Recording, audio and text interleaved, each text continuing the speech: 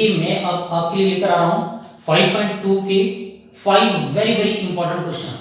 Okay, 5.2 जो कि हमारी है एपी अर्थमेटिक प्रोग्रेशन, उसके 5 क्वेश्चंस मैं आपके इस वीडियो में लेकर आऊंगा जो क्या होंगे सबसे इंपॉर्टेंट क्वेश्चंस होंगे। ओके, तो सबसे पहला क्वेश्चन जो है हमारे पास वो क्या है, उसमें पूछा गया है कि which term of the AP, which term of the AP, एक हमारे पास एपी दे रखी है वो है 3, 15, 27, 39 and so on to.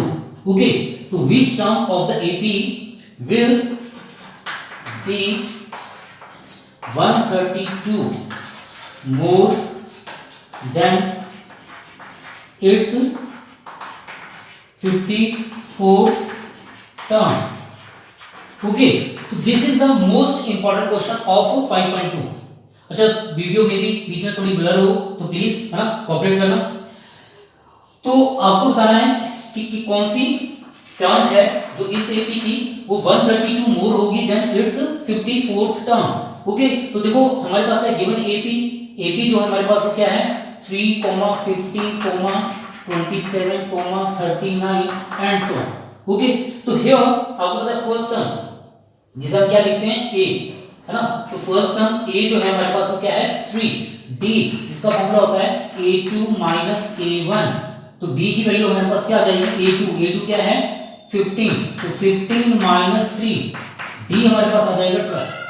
Okay, तो a हमें पता है, d हमें पता लग चुका है, हमें क्या फाइंड करना है which term means n, you have to find the value of n।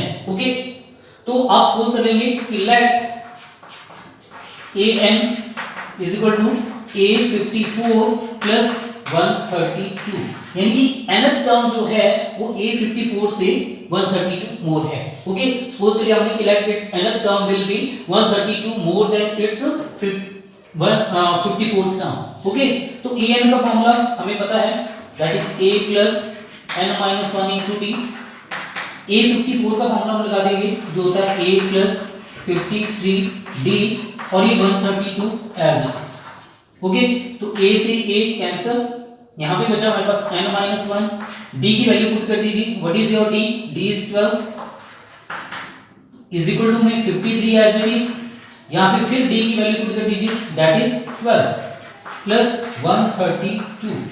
Okay, तो n minus 1 into 12 as it is, इन दोनों को मल्टीप्लाई कर लो, ये आ जाएगा हमारे पास 12 3 जा 36, 12 5 जा 60, 63 प्लस 132, इसको ऐड करके हमारे पास आ जाएगा 768। ओके, तो यहां से n minus 1 किसके इक्वल होगा 768 एज इट इज है, ये 12 मल्टीपल में था, इस तरफ जाके इससे डिवाइड कर दीजिए, डिवाइड करेंगे तो ये आ जाएगा हमारे पास 64।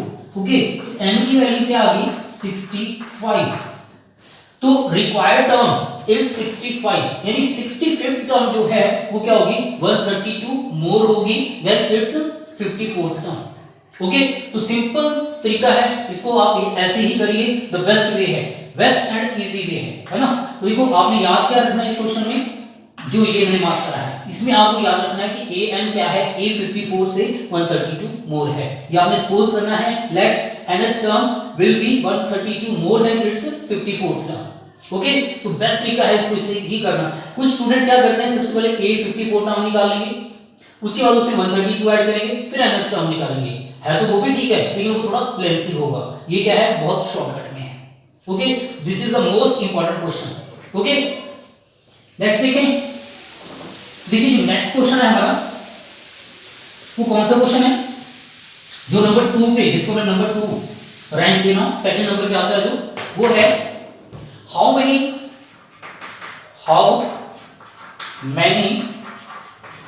3-digit number, how many 3-digit numbers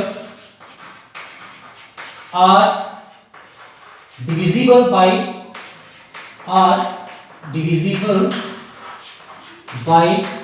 7। Okay, तो ये question number 2, this is also very important question. क्या पूछा जाता है आपसे कि how many 3 digit numbers are divisible by 7। आपको बताना है कि 3 डिजिट नंबर्स में कितने ऐसे नंबर हैं जो 7 से डिविजिबल हैं।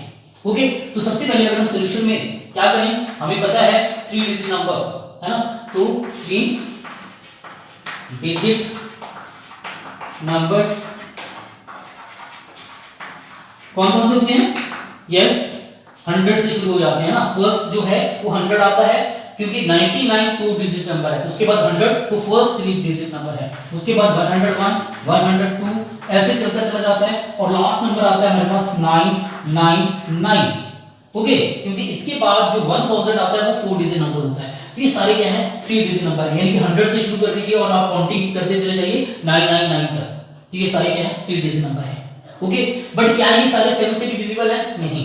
तो 7 से कौन डिविजिबल है वो हमें फाइंड करने हैं। देखो 100 7 के टेबल में नहीं आता है, 100 नहीं आता है, 102 नहीं आता है, तो भाई कैसे पता लगे, हम ऐसे कैसे चेक करेंगे? तो बेस्ट है आप किसी भी नंबर को, जैसे 102 है, अब इसको 7 से डिवाइड करके चेक कर सकते हैं।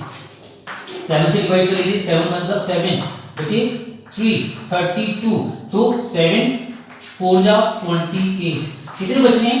4। मतलब 4 में क्या ऐड करें? 3 और ऐड कर दें, 3 और ऐड कर दें तो 7 बन जाएगा, तो डिविजिबल हो जाएगा, है ना। तो मतलब इसमें क्या ऐड करें? 3 और, तो 3 मतलब 105। तो देखो फर्स्ट 3 डिजिट नंबर जो है वो कौन सा है? 105, है ना, जो 3 7 के टेबल्स में आता है या 7 से डिविजिबल है। तो फर्स्ट नंबर 107, उसके बाद अगला आ जाएगा 112, ऐसे ही 119। तो भैया अब ऐसे तो मैं वहां तक नहीं लिख सकता, है ना, बहुत टाइम लग जाएगा, रात हो जाएगी। तो क्या करें? अब लास्ट नंबर कौन सा होगा? तो अब फिर वही 999 को 7 से डिवाइड करके लिख लेते हैं। 7 से डिवाइड करेंगे, 7 1 जा 7 बचा 2 9, 7 4 जा 28 बच गया 1 9, तो फिर 7 4 2 जा 14, कितने बचे हैं? 5। तो मतलब इसमें से 5 कम कर दीजिए, 999 में से क्या करें आप? 5 कम कर दीजिए, तो आपको पता लग जाएगा कौन सी टर्म है जो 7 से डिविजिबल हो रही है। तो आ जाएगी 994।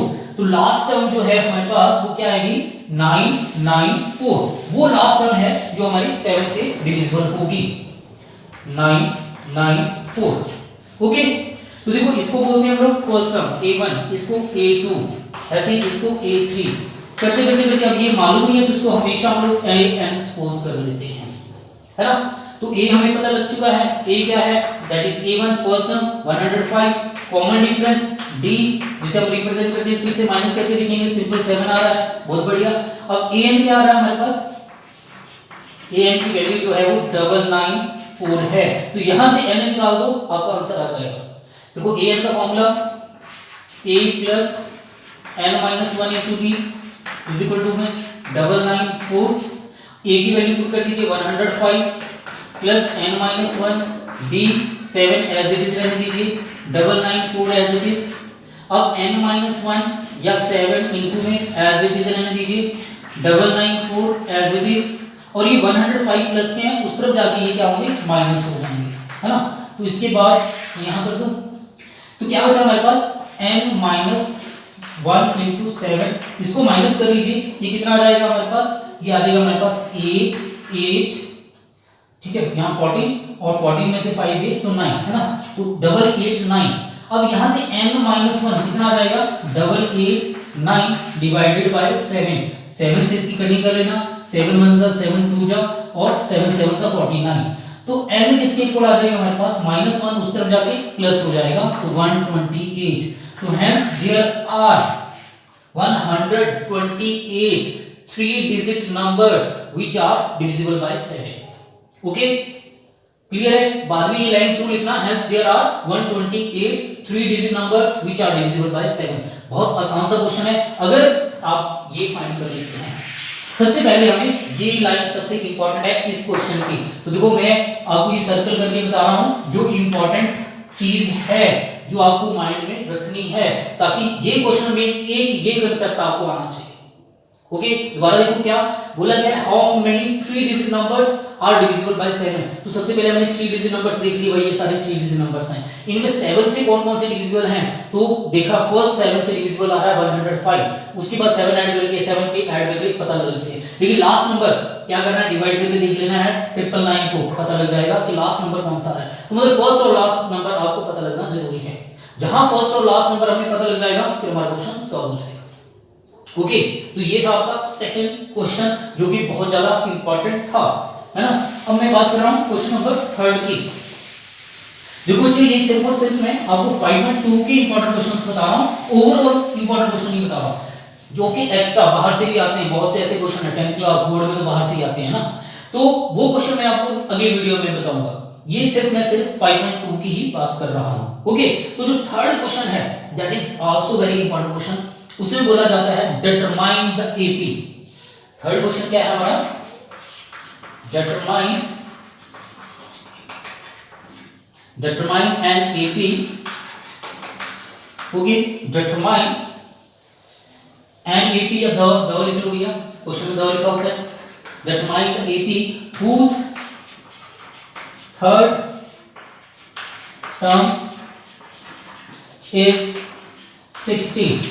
Okay, determine the AP whose third term is 16 and seventh term exceeds the fifth. Seventh term exceeds the fifth term by 12. Okay. Seventh term exceeds the fifth term by 12।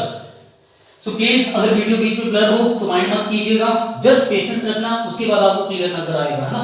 कुछ second के लिए, कुछ micro second के लिए video कई बार blur होती है। Okay, तो देखिए क्या बोला गया है, डिटरमाइन द एपी। देखो पहली बात तो आपको क्लियर होनी चाहिए कि आपको जब बोला जाए डिटरमाइन या फाइंड द एपी, तो आपने एपी फाइंड करने का मतलब क्या होता है, उसका मतलब होता है आपको a1 निकालना है, उसके बाद a2 निकालना है, a3 निकालना है, और उसके बाद आप ऐसे डैश डैश करके छोड़ दोगे। डिटरमाइन द एपी में हमें फर्स्ट 3 टर्म्स या फर्स्ट 4 टर्म्स ही फाइंड आउट करनी होती है।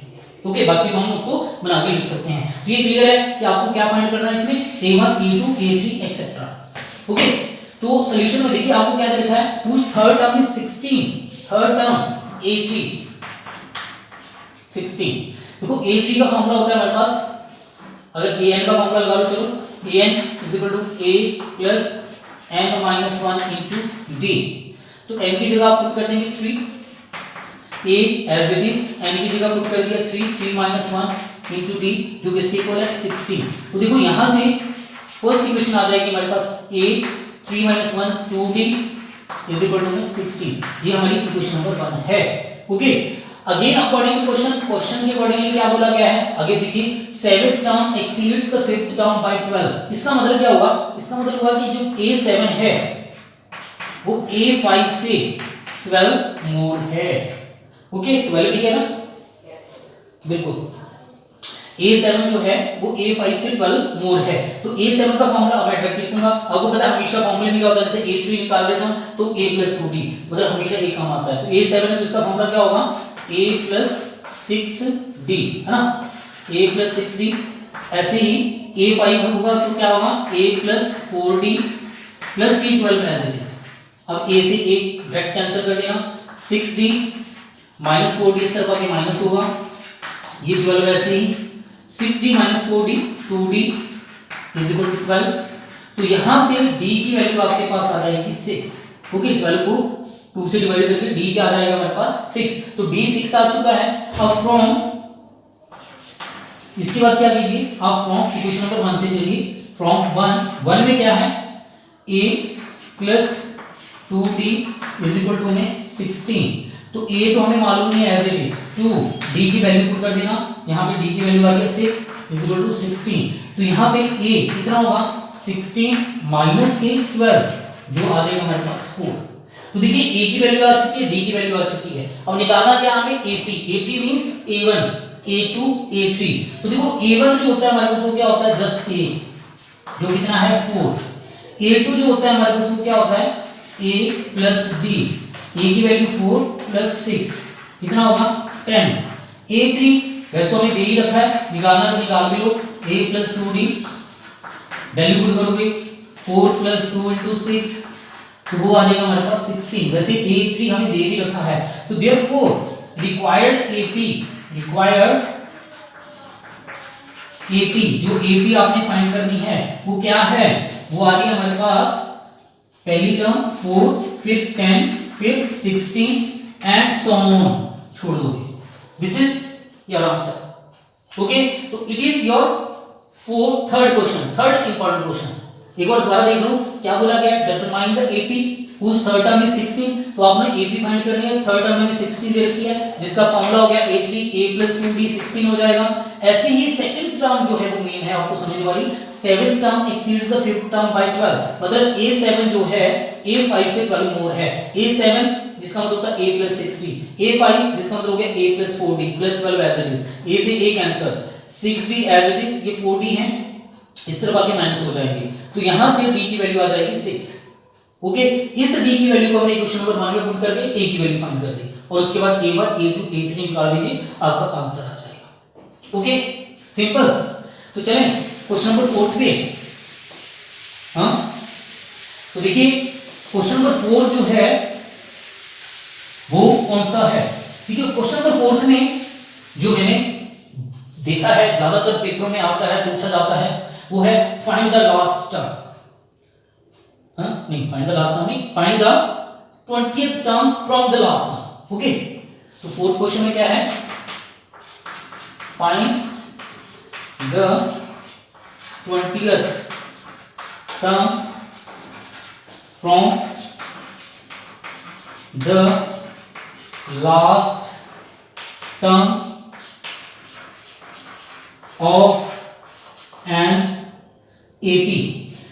ओके, तो एक AP आपको दे रखी है, उसमें आपको बोला गया है कि 20th टर्म फाइंड करनी है, पर कहां से फाइंड करनी है, from the last term. Okay, और AP कौन सी है, 3 8 30 and so on to last में 258। ओके, सॉरी 253, जो लास्ट टर्म है वो 253 है। ओके, तो आपको क्या करना है, 20th टर्म फाइंड करनी है। वैसे तो सिंपल है, 20th टर्म निकाल दो यार, नहीं, लास्ट टर्म कब दोगे, यहां से गिनना शुरू करो, first second third fourth fifth sixth, ऐसे करके लास्ट से 20th टर्म गिननी है, शुरू से नहीं गिननी है ना। तो देखो इस क्वेश्चन को भी करने के दो तरीके हैं, लेकिन मैं आपको बेस्ट तरीका बताऊंगा। बेस्ट तरीके में आपने क्या करना है, ठीक है, तो जो गिवन AP है, पहले तो गिवन AP लिख लें, 3 8 30 सो ऑन टू दिस। देखो एक चीज नोट करो, इसमें इनमें सब में कितने का डिफरेंस है, 5 का, 3 + 5 8 8 + 5 13 13 + 5, ठीक है 18, ऐसे चलते चले जाएंगे। तो ऐसी लास्ट टर्म जो है हमारे पास वो कितनी है, 253। तो इससे पीछे की टर्म क्या होगी, ऑब्वियस है 5 माइनस कर दीजिए, 248। क्यों, क्योंकि जब आप 248 में 5 ऐड करेंगे तभी 253 आएगा।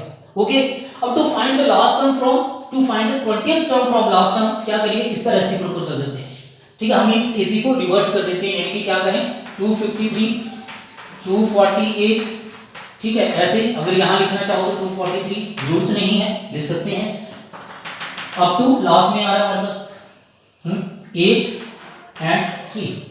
अब देखो जो आप 20th टर्म निकालनी थी लास्ट टर्म से ना, अगर आप इस AP की 20th टर्म फ्रॉम बिगिनिंग से निकाल देंगे तो वो सेम होगी।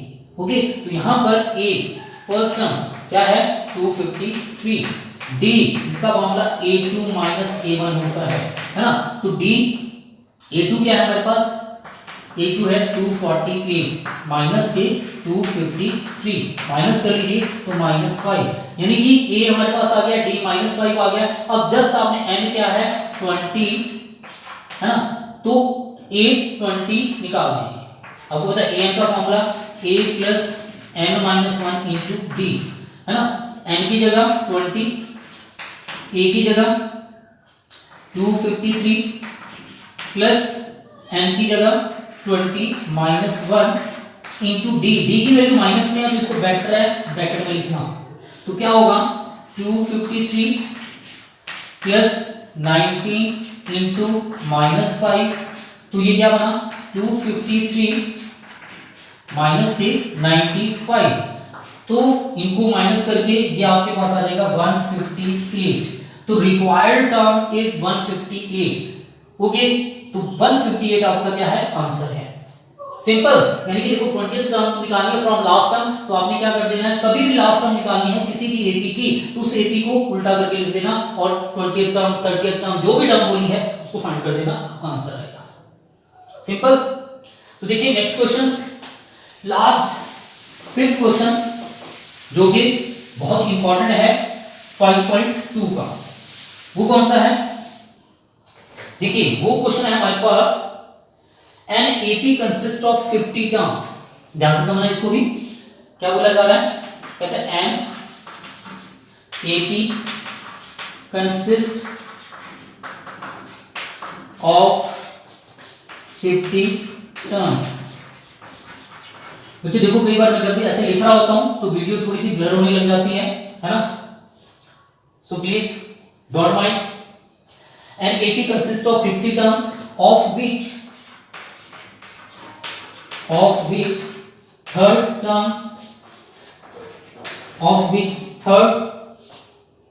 term is 12, third term is 12 and last term is 106। Find करने के लिए बोला गया है, फाइंड 29th टर्म।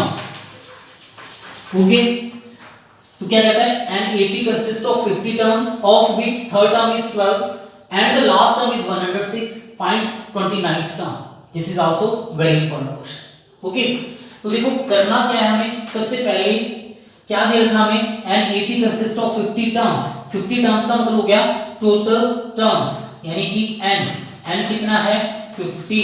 ओके, दूसरी चीज हमारे पास है थर्ड टर्म इज 12, जिसका मतलब हो गया a3 is equal to 12।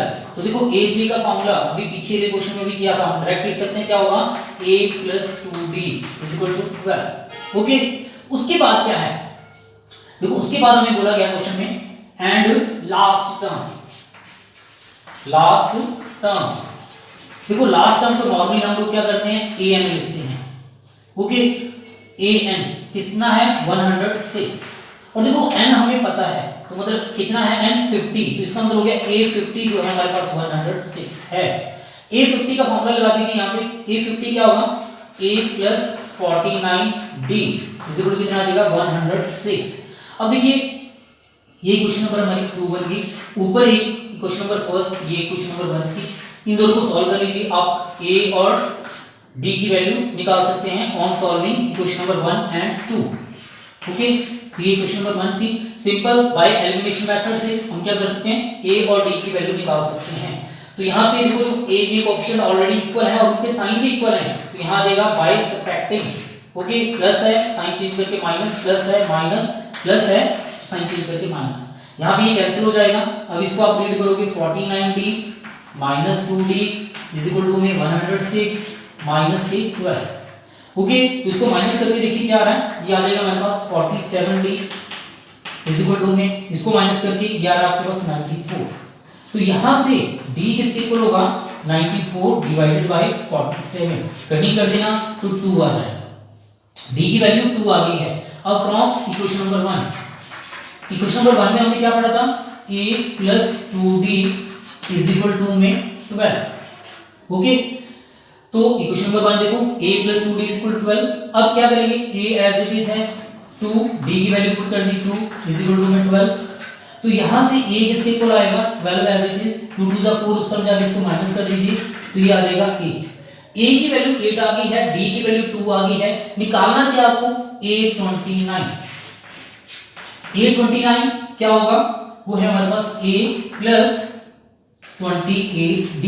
a29 का फॉर्मूला an के अकॉर्डिंगली है ना, तो n - 1 28d आ जाएगा। अब a और d की वैल्यू पुट कर दीजिए, a कितना है हमारे पास 8, 28, d की वैल्यू है 2, है ना, तो ये बना हमारे पास 8 + 56 दैट इज 64। तो रिक्वायर्ड टर्म 64, यानी कि a29 की वैल्यू कितनी आ जाएगी 64। ज्यादा मुश्किल क्वेश्चन नहीं है, बहुत सिंपल से क्वेश्चन है ना। तो देखिए ये मैंने आपको सिर्फ 5 इंपॉर्टेंट क्वेश्चन बताए हैं और सिर्फ 5.2 के बताए हैं, ज्यादा नहीं, कोई बाहर से नहीं, सिर्फ और सिर्फ एनसीईआरटी के क्वेश्चंस। ओके, सेम मैं आपके लिए लेकर आऊंगा 5.3 के पहले इंपॉर्टेंट 5 क्वेश्चंस। ओके, देखो अगर आपको ये वीडियो पसंद आ रही है तो प्लीज लाइक कीजिए, कमेंट कीजिए, मुझे बताइए कि आपको पसंद आ रही है या नहीं आ रही है, ठीक है। और अगर पसंद आ रही है तो चैनल को सब्सक्राइब करो ताकि आपको नई नई वीडियोस इससे मिलती रहें। Okay, thank you.